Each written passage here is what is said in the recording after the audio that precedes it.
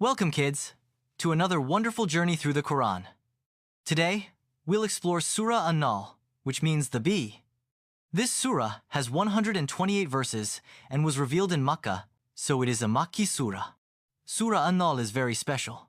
It is filled with beautiful signs of Allah in nature, reminders about His blessings, and messages about thankfulness.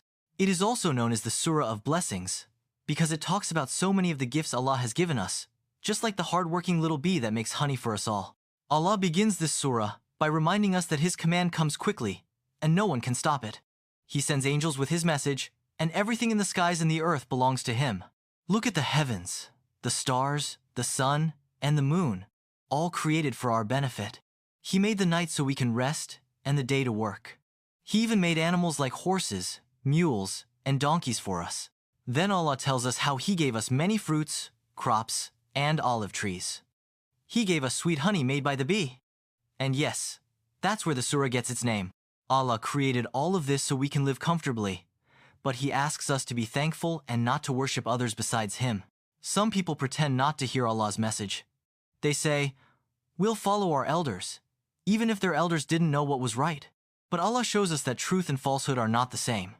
The light of truth shines bright, while falsehood disappears like darkness at sunrise.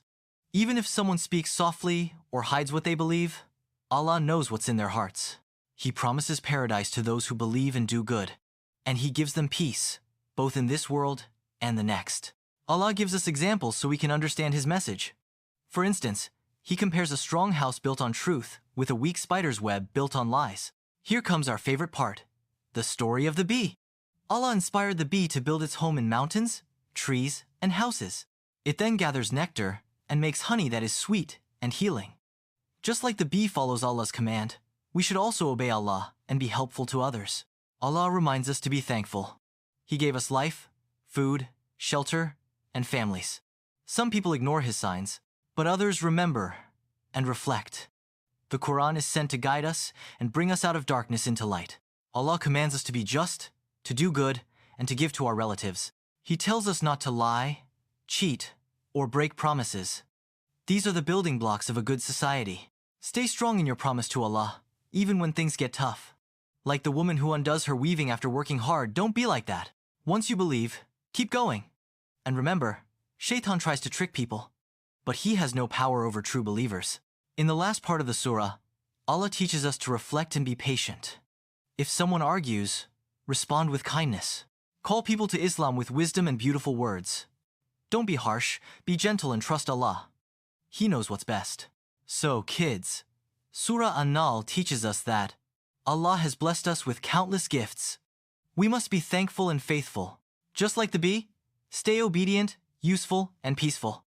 Let's try to live like the lessons in this surah, with gratitude, good character, and strong faith in Allah. Thank you for joining us on this beautiful journey through Surah An-Nahl. I hope it helped you understand how special Allah's blessings are.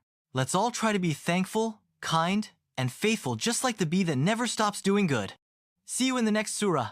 Insha'Allah.